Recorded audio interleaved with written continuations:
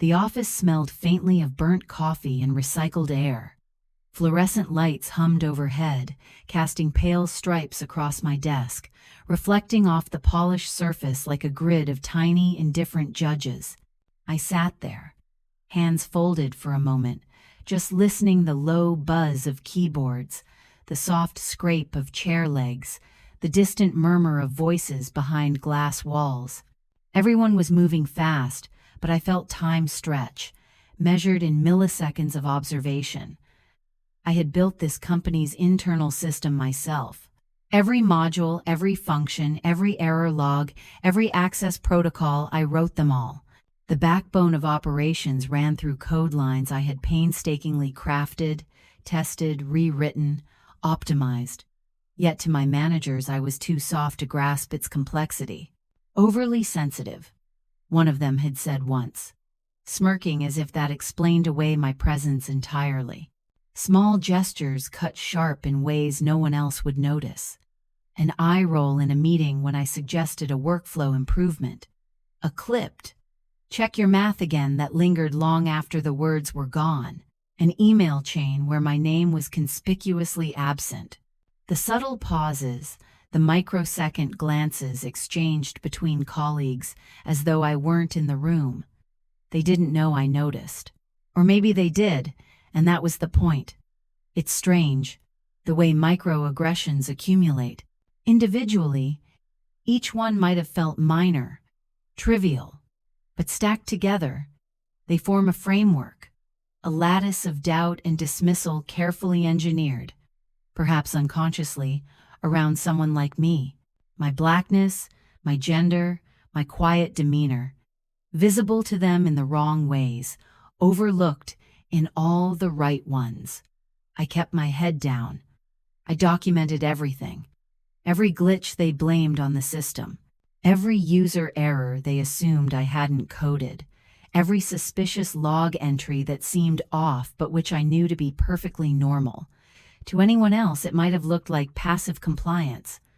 But I was learning, observing, cataloging. Every overlooked success, every coded solution met with silence, was data. Every microaggression, a variable in an equation no one suspected I was already solving. I remember one afternoon in particular, the air heavy with recycled oxygen and the faint tang of burnt coffee, when the office felt smaller than usual. My chair squeaked under me as I leaned forward, scanning a log I had written months ago. The code was pristine, elegant, unbroken. But even as I reviewed it, I could feel the subtle currents around me, whispered conversations through slightly ajar doors, heads tilting in my direction just enough to be noticed, not enough to be acknowledged. I felt that calm tension in my chest, the awareness that came from knowing the truth, but holding it close. I knew that my own brilliance, though invisible to them now, was my shield. Every ignored email, every dismissive glance, every soft critique was a piece of the puzzle, and I had all the pieces. I glanced around the office again. The overhead lights flickered briefly, throwing shadows across the desks and cabinets, shadows that seemed to reach toward me, trying to contain me, but failing. I allowed myself a small exhale, feeling the hum of fluorescent light through the soles of my shoes, the vibration of distant conversations through the floorboards, the pulse of life, in a place that underestimated me completely. And yet, there was a strange comfort in it, the quiet understanding that being underestimated is both a curse and a shield. They assumed I wouldn't notice. They assumed I wouldn't understand. They assumed I wouldn't care. All assumptions, and each one was a gift, because what they didn't know was that every interaction, every slight, every microaggression was sharpening me, focusing me, preparing me. I sat there, the glow from my dual monitors reflecting in my glasses, staring at the lines of code I had created, my own silent empire. The hum of servers in the background felt like a heartbeat, syncing with mine, reminding me, patience, observation, clarity. Every step I had taken to build this system, every line of code I had perfected, every log meticulously tested, was now my silent currency in a game they didn't even know they were playing. No one else in the room understood the full weight of my presence, not yet. But I did. I always did. And in the quiet hum of fluorescent lights and buzzing servers, I knew the shift had already begun. The quiet shift, where the underestimated quietly observes, quietly calculates, quietly waits.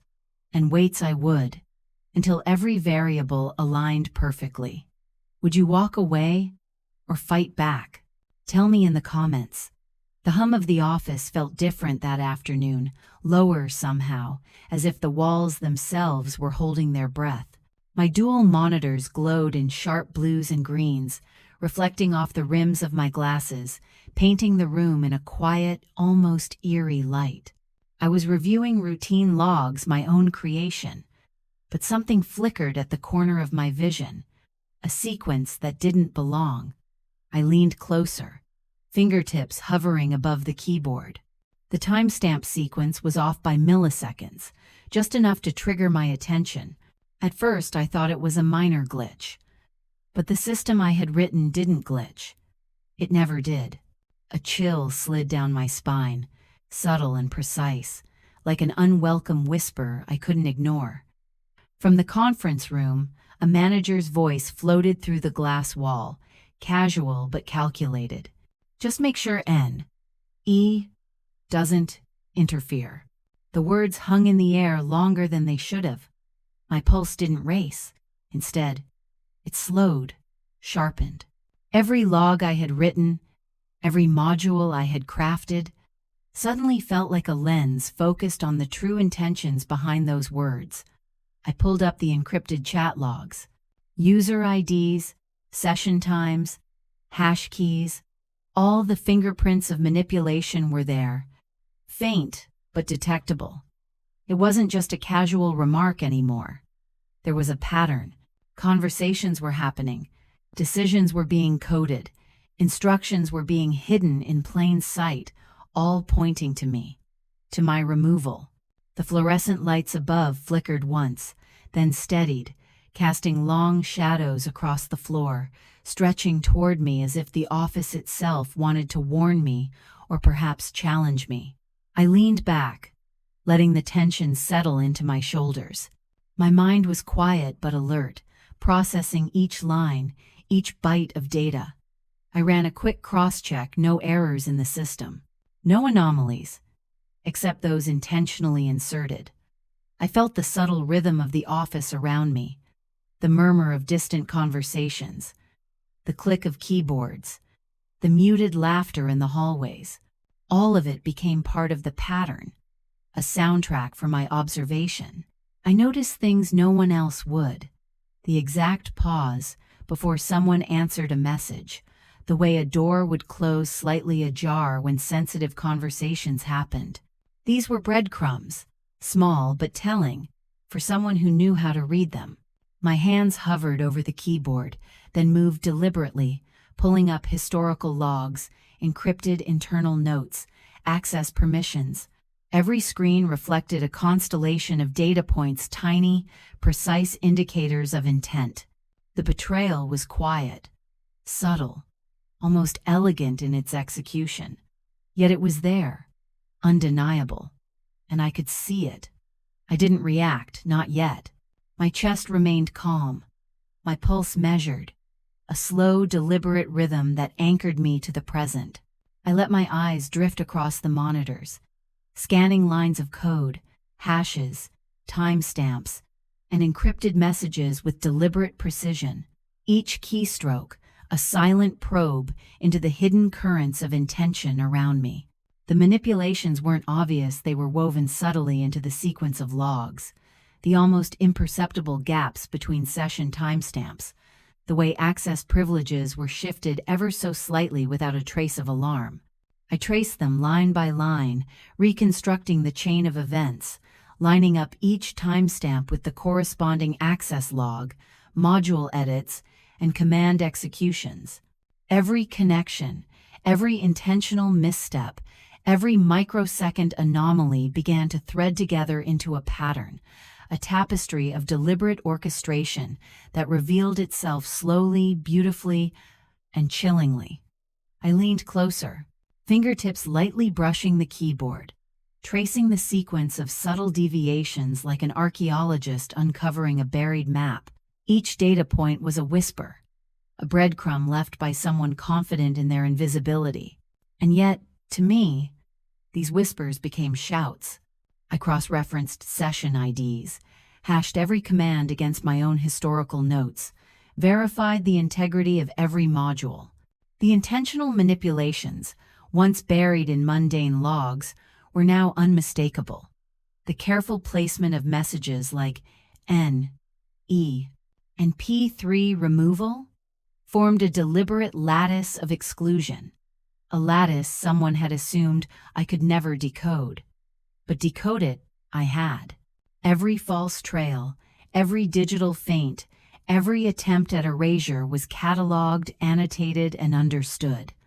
I allowed myself a single breath, slow and controlled, feeling the subtle rise and fall of my chest, the silent pulse of awareness coursing through me.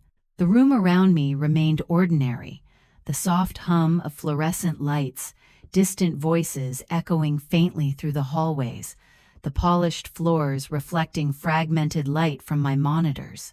But beneath this surface of mundane normalcy, the currents were shifting.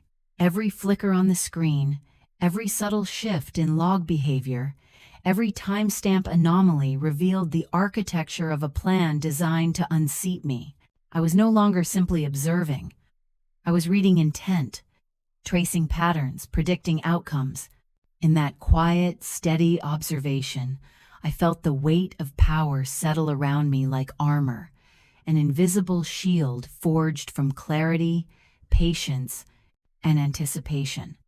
The glow from my dual monitors bathed my face in sharp light, casting my features in stark relief. Shadows danced along the walls, distorted and fractured, stretching like tendrils toward me, yet failing to contain the momentum of insight surging through my mind. My eyes darted across the screens, tracing lines of code, cryptic comments, hashed references, and chat timestamps that had once been invisible to everyone else. Patterns emerged. Session overlaps, login sequences, command executions that, taken individually, appeared benign but aligned. They revealed the orchestration of intent, a calculated plan to remove me. The office, the familiar grid of desks, the quiet hum of technology, all seemed to fade into the background, leaving only the pulse of the system and the thrill of discovery, tangible and exhilarating. This was the first crack in the illusion of safety they had meticulously built around me. The walls they erected to contain my presence, the assumed fragility of my demeanor, my perceived naivety, my softness were beginning to fracture. It wasn't a dramatic collapse. It was imperceptible, deliberate, slow. I wasn't panicked. I wasn't even angry. I was fully awake, fully present, fully analytical. Every flicker of shadow on the screen, every uneven reflection in the glass walls, every whisper of data that drifted across encrypted logs confirmed one immutable truth. I was poised to convert observation into strategy, analysis into leverage, and knowledge into quiet authority. Hours seemed to stretch, folding over themselves. I logged every anomaly, mapped every suspicious interaction, annotated each timestamp, each message, each code sequence that deviated from expected behavior. I traced dependencies across modules. AuthCheck v. 2, 3. Session control v. 4, 1. Data pipeline v. 6, 7. Every hash was verified, every override reconstructed, every false trail documented.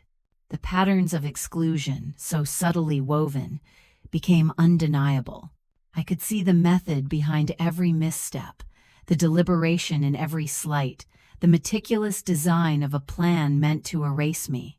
And yet, as I leaned back in my chair, a slow exhale escaping my lips, I realized something profound. The system I had built, the architecture I had authored with painstaking care, was now my instrument of vindication. The office lights dimmed slightly as the afternoon sun sank lower, spilling long amber streaks across the polished floor. Outside, the city moved, oblivious. Inside, I remained cocooned in a glow of monitors and code, tracing the invisible threads of intent. I allowed my mind to stretch into the future. If I presented this evidence now, meticulously annotated, color-coded, cross-referenced with hashes and timestamps, it would be undeniable. Every attempt to erase me, every subtle maneuver to sideline me, had left a digital fingerprint, and I had captured them all.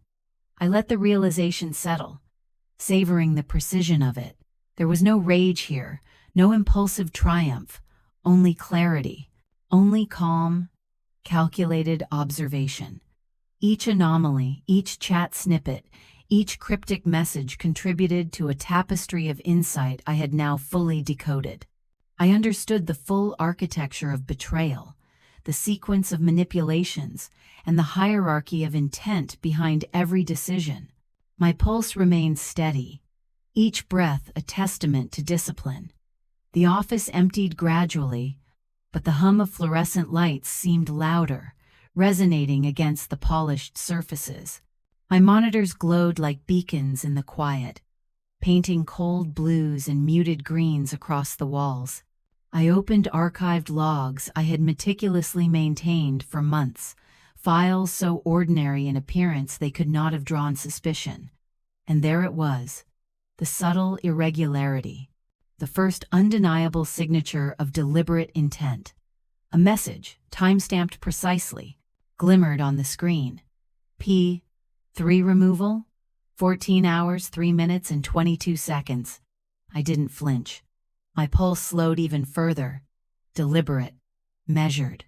I scrolled upward, following the trail. N.E. 14 hours, 3 minutes, and 24 seconds. And then the final confirmation. Simple and brutal in its clarity. Push her out. 14 hours, 3 minutes, and 29 seconds. It all aligned. Every code sequence, every access log, every encrypted message converging into a clear blueprint of malicious intent. I leaned back, the monitors casting angular, fractured light across my face. Shadows stretched and warped on the walls, mirroring the unraveling of deception, the quiet collapse of assumptions, the inevitability of exposure. My chest remained calm. My hands hovered over the keyboard, poised, deliberate. In that moment, I understood fully. The knowledge I had amassed, the logs I had protected, the patience I had cultivated, these were now my weapons, my shield, and my authority. The first crack had appeared, and now I held the map to where it would widen. A message popped up in the encrypted chat log. P. 3 removal? 14 hours, 3 minutes, and 22 seconds. My fingers paused. My pulse didn't spike. It slowed, deliberate, measured. The code I had authored, the very system I trusted, was now exposing a truth I hadn't wanted to see but needed to. I scrolled up, tracing the sequence. N.E. 14 hours, 3 minutes, and 24 seconds. A timestamp, a user ID, a message, as innocent seeming as it was lethal. And then, the final piece. Push her out.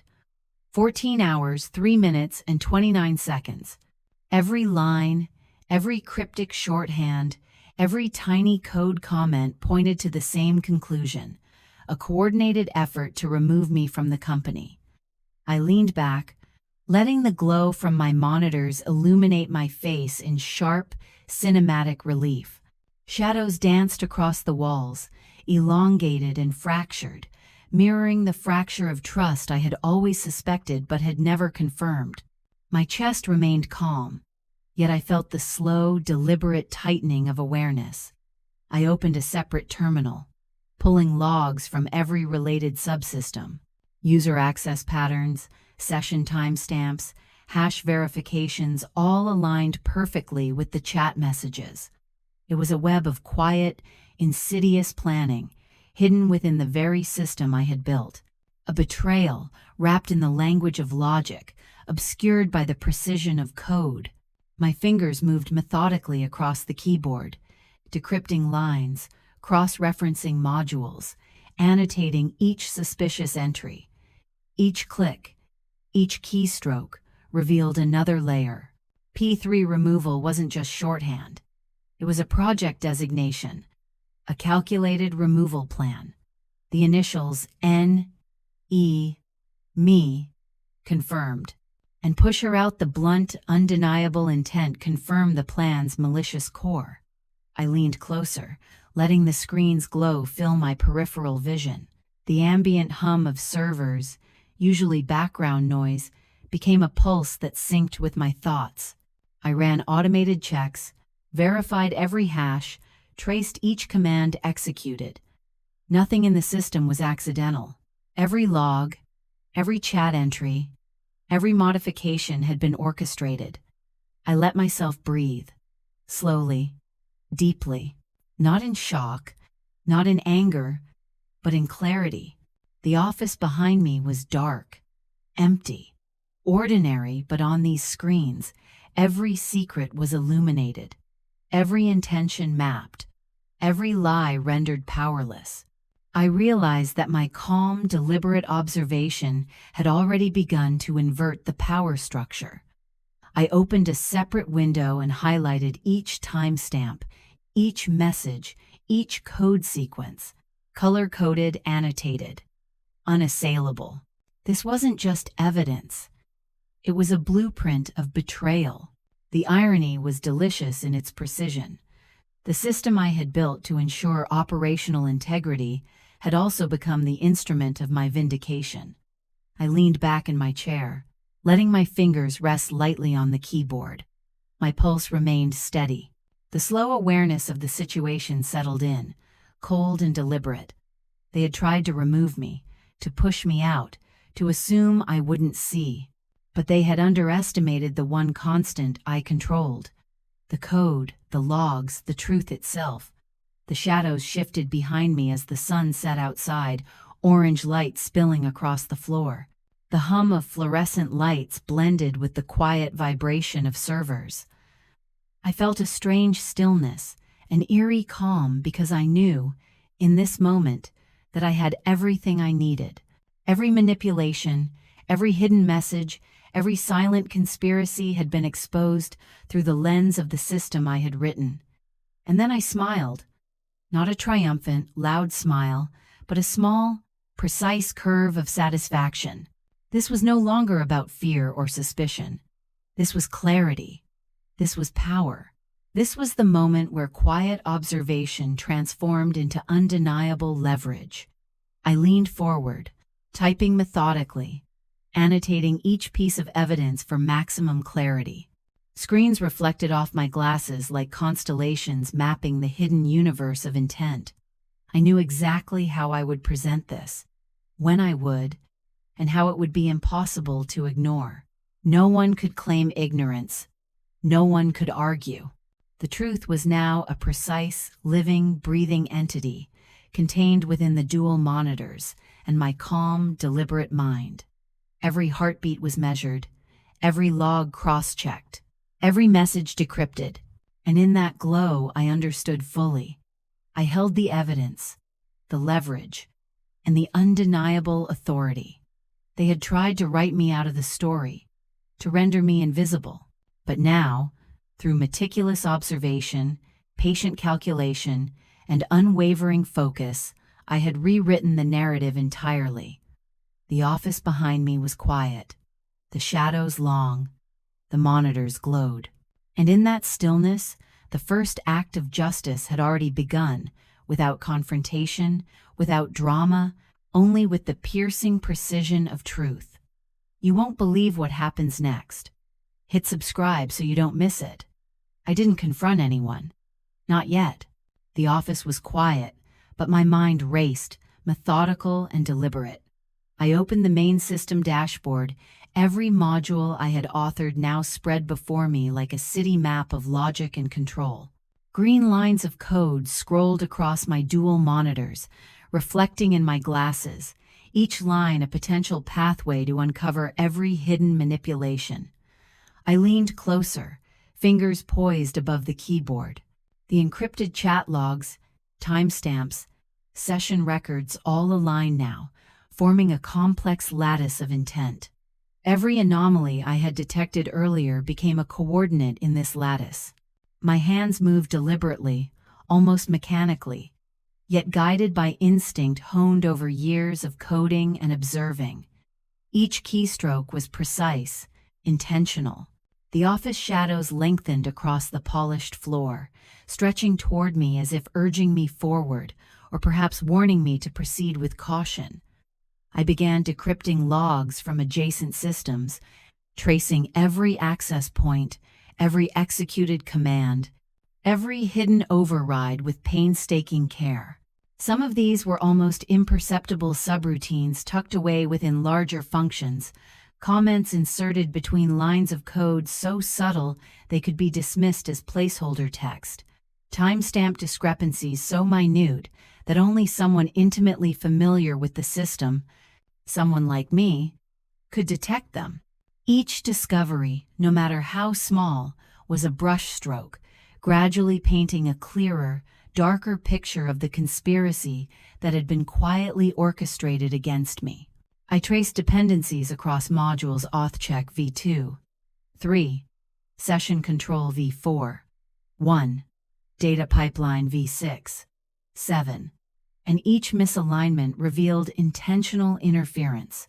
It was methodical, deliberate, malicious, and yet it was beautiful in its precision, a system designed to function invisibly, yet transparent to those who knew how to look. The glow from my dual monitors filled the office with cold, surgical light, reflecting off polished surfaces, bouncing across the walls in fractured patterns, shadows twisted and bent as if the room itself was alive, mirroring the unfolding revelation, echoing the subtle horror of intentional betrayal. I mapped each thread of manipulation. Who accessed what, when, for what purpose, and through which chain of authorization. Every action, no matter how trivial it might have seemed to the casual observer, carried weight in this lattice of intent. I traced each suspicious session back through layers of access protocols, verified hash checks, and cross-referenced chat messages with module edits, connecting dots that had been hidden in plain sight. The system, once a neutral tool, had become a mirror, reflecting motives and concealed intentions. Each pattern emerged like a constellation, only visible to those willing to patiently observe every flicker of light. I opened a new folder on my desktop, naming it with the deliberate neutrality of someone who understood both the gravity and the subtle power of what it contained. Inside, I meticulously organized every artifact: screenshots of chat logs frozen in time, timestamps annotated with exact session sequences, decrypted messages lined up against the corresponding user IDs, highlighted sequences of code alterations that betrayed intent. Each file was a carefully crafted instrument, each label a scalpel, each annotation a vector pointing to undeniable truth. This wasn't merely evidence, it was a blueprint of intent, a silent declaration that no one could misinterpret, a structured narrative constructed from the raw language of code. I worked with the precision of a master cartographer, mapping not just the facts but the story they told. Every misplaced semicolon, every commented line, every subtle alteration became a piece of the architecture of deception, and now of vindication. Hours slipped by, though time itself seemed suspended. The hum of fluorescent lights, the faint vibration of servers beneath the floor, the distant murmur of city life through the window, all became part of a silent symphony, underscoring the rhythm of my focus. My fingers moved deliberately over the keyboard, each keystroke measured, almost ceremonial, as if I were performing a ritual of revelation. I never paused to breathe deeply. I didn't need to. My awareness stretched outward, encompassing the room, the monitors, the logs, the sequences of user behavior, the flickers in the system. Every sense sharpened. I could feel the subtle tension in the cables, the almost imperceptible vibration of the servers when a session was accessed remotely, the low-frequency hum that shifted whenever someone logged into a module I had just traced. This was not paranoia, it was total controlled immersion in the evidence. Every anomaly transformed into data, every anomaly a piece of the larger puzzle. The strategy I had constructed was simple in its elegance: patience, preparation, precision. No confrontation, no theatrics. Every module, every log, every encrypted message had to speak for itself. When HR finally opened the dossier, there would be no room for interpretation, no opportunity for deflection. The evidence alone would carry the weight of truth, and the architecture of deceit would collapse under the clarity of the system I had built. I reviewed the final draft of the folder again, each document in perfect alignment, each annotation precise, every screenshot cross-referenced, every message contextualized. I visualized the moment HR would see the chronology of intent laid bare, the subtle manipulations, the orchestrated removal plan, the meticulous web of control. No one could claim ignorance. No one could deny the evidence. I leaned back in my chair, letting the glow from the dual monitors illuminate the contours of my face. Outside, the sun began to dip, painting golden-orange streaks across the polished floor. But inside, the world existed in green and blue light, in the pulse of servers, in the quiet rhythm of keyboards. I ran through the system one final time, verifying hashes, cross-checking access logs, confirming timestamps, tracing command executions.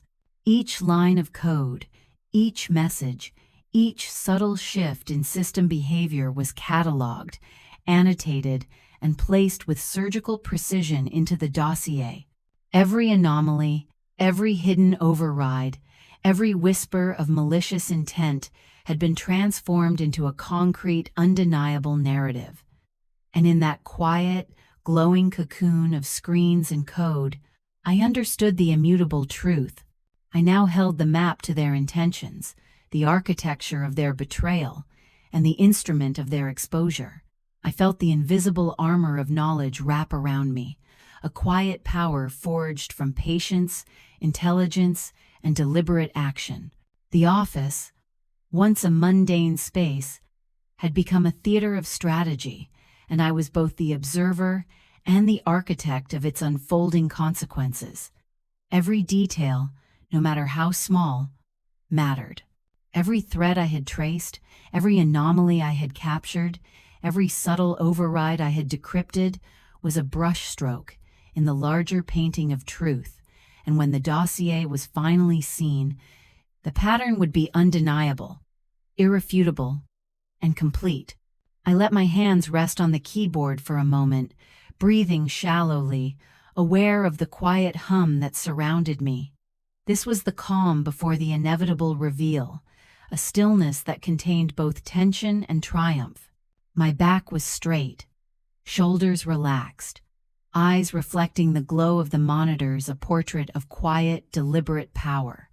And then, with a slow, deliberate exhale, I closed the last module, saved the final annotated file, and prepared the dossier for HR. The first step of action was complete. The system was mapped, the evidence undeniable, and the strategy flawless. I didn't smile. Not yet. My spine straightened, fingers folded neatly in front of me. The room felt lighter, charged with possibility. In this quiet, deliberate moment, I understood the simple truth. The system I had built, the knowledge I had amassed, and the patience I had cultivated were all now instruments of my inevitable vindication. The quiet shift was complete, the foundation for the reversal laid meticulously, and as the glow from the dual monitors painted my face in shades of blue and green, I allowed myself a single thought: patience is power. Observation is authority. Truth is inevitable. The morning sunlight slanted through the blinds, slicing the office into long, narrow stripes of gold and shadow. I carried the dossier in a slim, unassuming folder, the weight of it heavier than its physical form. Every annotation, every screenshot, every decrypted message I had painstakingly compiled was inside. I walked into HR's conference room with deliberate calm, letting the hum of fluorescent lights, the faint tap of keyboards from adjacent offices, and the distant murmur of early meetings set the rhythm of my steps. HR was already seated. 2 chairs across the polished table waited, a silent stage for what was about to unfold. I placed the folder before them without a word, letting the silence speak first. They exchanged glances, subtle microaggressions that I noted without flinching. Every second stretched longer than it had any right to. I opened the first section. Chat logs, timestamps neatly aligned, encrypted messages decrypted and highlighted. Screenshots of the messages scrolled in my hands, precise and undeniable. 14:03:22, P3 removal, 14 hours, 3 minutes, and 24 seconds. N.E. 14 hours, 3 minutes, and 29 seconds. Push her out. The room exhaled without sound, though no one actually moved. The dossiers weren't just files, they were proof.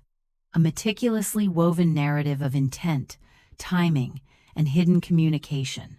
I watched their faces, noting the subtle shift, initial confusion, the flicker of recognition, the dawning understanding. Then, for exactly 23 seconds, the room was silent. 23 seconds that felt like minutes, each one stretched thin by tension and disbelief. I didn't speak.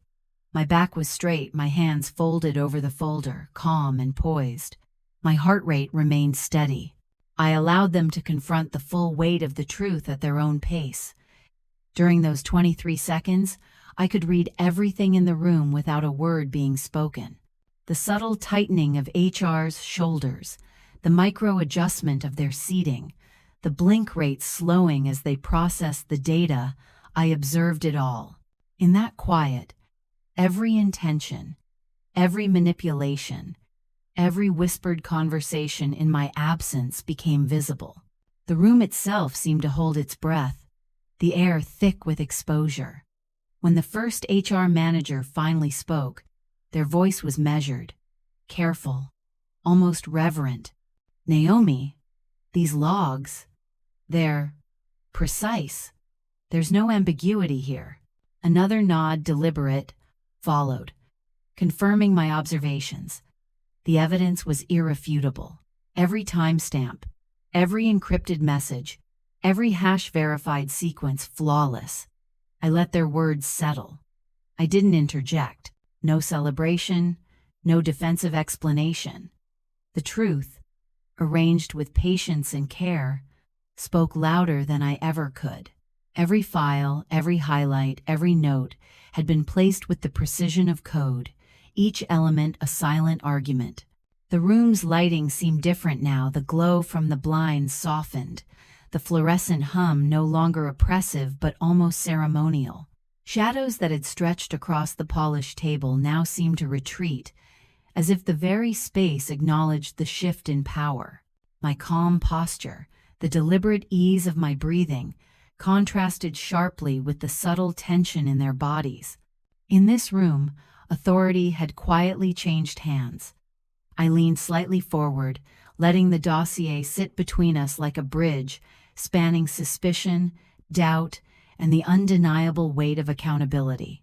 The leather folder, unassuming, almost banal, contained months of quiet labor, patient observation, and meticulous annotation, a lattice of proof stretching across code, chat logs, timestamps, and user access patterns. "I've documented everything," I said finally, my voice even, neutral, precise, no tremor, no inflection, no hint of performative drama. Every interaction, every manipulation, every attempt to remove me. The words landed in the space between us like carefully placed markers.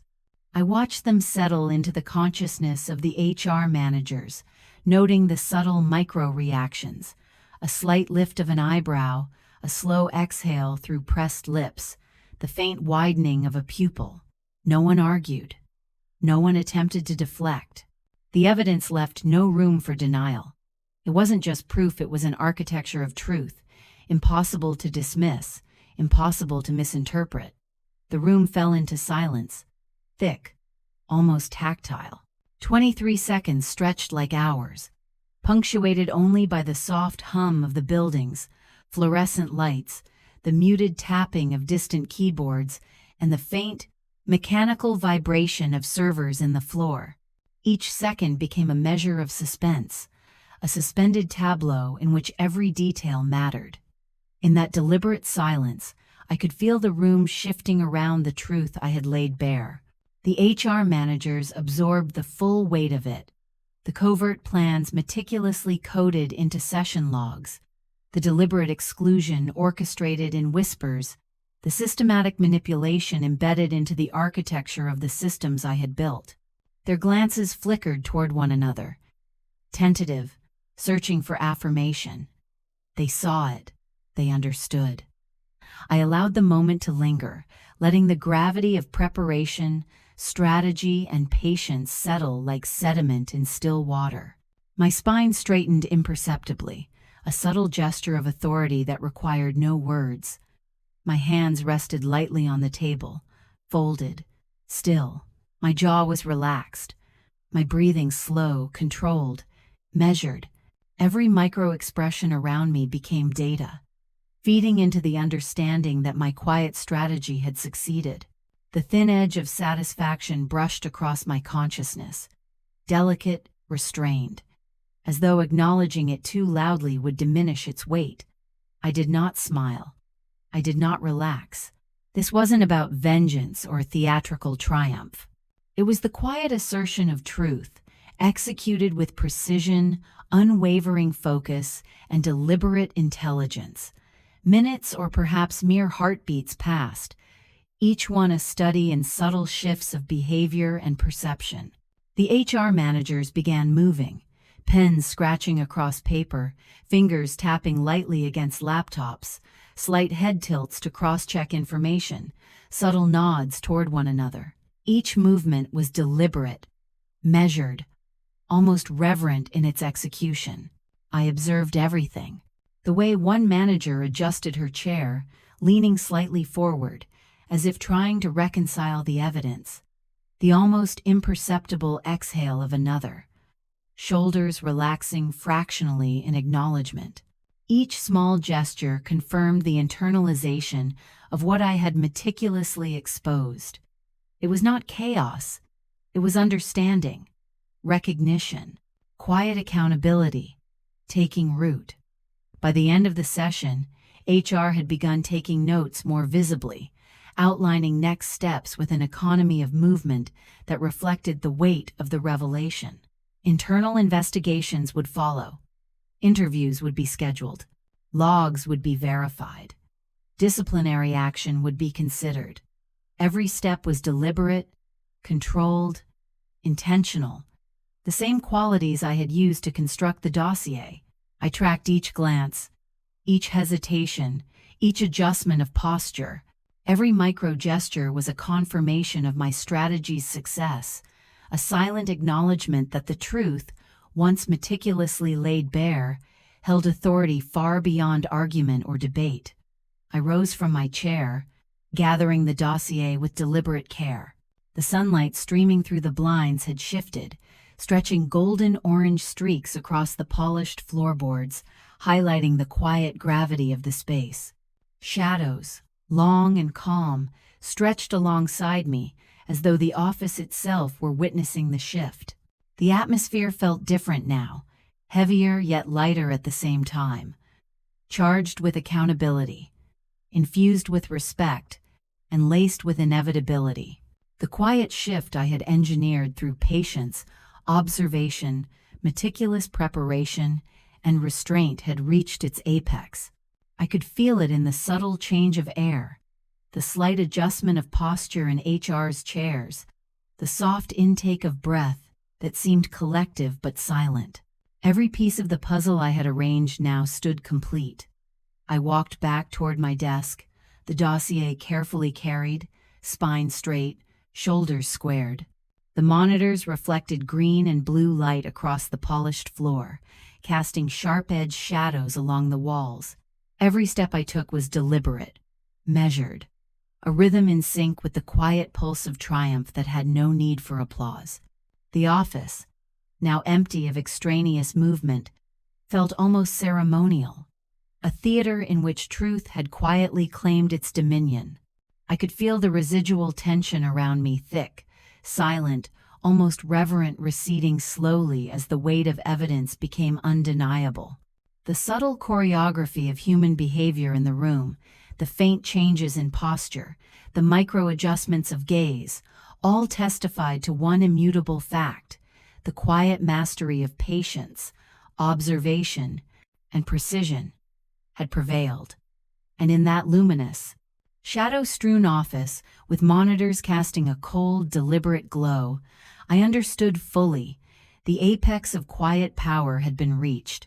The shift I had orchestrated through patience, clarity, and meticulous action was now irreversible. The space, once ordinary, now vibrated with a new order, one of accountability, undeniable truth, and restrained authority. Every micro-gesture, every measured exhale, every subtle acknowledgement in that room was proof. Quiet, deliberate intelligence had triumphed where assumption and arrogance had once held sway. Walking back to my desk, I felt the air itself lighter, more open. Though nothing about me had changed, I hadn't raised my voice. I hadn't caused a scene. I had let the truth, laid bare in precise order, do all the work. And in that realization, I recognized the true power of patience, observation, and deliberate intelligence. By the time I sat back at my desk, my monitors casting green and blue light across the room, I understood fully. The reversal was complete. The system, the logs, the careful annotation, all had done what confrontation could not. The quiet, deliberate, undeniable victory had been achieved, and in that quiet glow, the first wave of justice rippled outward, unseen but unassailable. The office was quiet now in a way it had never been before. The hum of fluorescent lights, the subtle vibration of servers, and the faint echo of distant conversations blended into a backdrop of calm authority. I sat at my desk, monitors glowing softly, reflecting green and blue light across polished surfaces. Nothing about the environment had changed, but everything had shifted. The system, the logs, the evidence, and the truth itself had altered the very air. I reflected on the months it had taken to reach this point. Every microaggression, every dismissal, every whispered attempt to undermine me had been catalogued and observed. Every overlooked contribution, every subtle undermining remark had been a lesson in patience and clarity. I had been underestimated, dismissed, and excluded, but those very assumptions had become my tools. Knowledge had become my shield, observation my strategy, and integrity my weapon. Justice was not loud. It was deliberate. It unfolded through methodical patience, evidence, and clarity of action. The HR team had acted, the perpetrators faced accountability, and I had been promoted not for bravado, not for confrontation, but for consistently upholding truth and excellence. In that quiet power, I realized something profound. Integrity is a form of authority, and knowledge is its foundation. I allowed myself to consider the larger implications. For Black women in tech, in corporate spaces, in any field where our presence is underestimated, the lessons are clear. Survival is not just about resilience. It is about intellectual vigilance. Every dismissal, every microaggression, every act of exclusion can be observed, understood, and used to fortify one's position.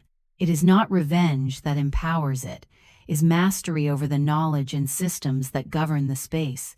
I thought of my colleagues, those who had observed silently, those who had never questioned the exclusionary behaviors, and those who now understood the consequences of underestimating me. Accountability had been restored not through spectacle, but through quiet observation and methodical strategy. The room, the system, and the culture had all shifted imperceptibly, yet irreversibly. I leaned back, letting the glow from the monitors illuminate the contours of my face. The hum of the office, the subtle vibrations, the distant echoes of life outside these were the soundtrack of a hard-earned equilibrium. I thought about the value of patience, the precision of strategy, and the power of integrity. Each decision I had made, every careful observation, every annotation in those logs had contributed to this moment. This was the real lesson. The truth is the strongest form of leverage. It is not the loud confrontation that wins respect. It is the calm mastery of information, the disciplined observation of systems, and the unwavering commitment to excellence. Power, real power, is invisible until it is undeniable. And yet, beyond the corporate lesson, there was a communal one. For the Black American community, for all who navigate spaces where they are underestimated, this story is a testament. Resilience, paired with intelligence, is survival. Integrity, combined with patience, is influence. Quiet mastery over knowledge is authority. These are not abstract principles. They are practical tools, forged in experience and confirmed through action. I closed my eyes for a brief moment, letting the stillness of the office settle into me. I could feel the weight of every challenge, every slight, every subtle act of dismissal transmuted into authority, precision, and confidence. My presence, once doubted, was now validated not by applause or recognition, but by the undeniable alignment of truth, action, and consequence. As I opened my eyes, the monitor's glow reflecting softly, I allowed a final thought to take shape, a crystallized truth I would carry with me beyond this office, beyond this system, beyond any single space of work. Knowledge sees what others cannot. Patience waits where others act hastily, and integrity endures where others falter. This is how we survive, rise, and redefine power on our own terms. I sat straight-backed, quiet, calm, and unshakable. The lesson was complete, the story fully lived. Not in drama, not in spectacle, but in deliberate, quiet, undeniable mastery. And in that stillness, I understood. True power is not declared. It is quietly, irresistibly, proven. Thanks for taking the time to listen to this story. If it spoke to you, hit subscribe and stay tuned for more stories that heal, inspire, and remind us who we are. For every Black woman told to stay quiet, speak anyway.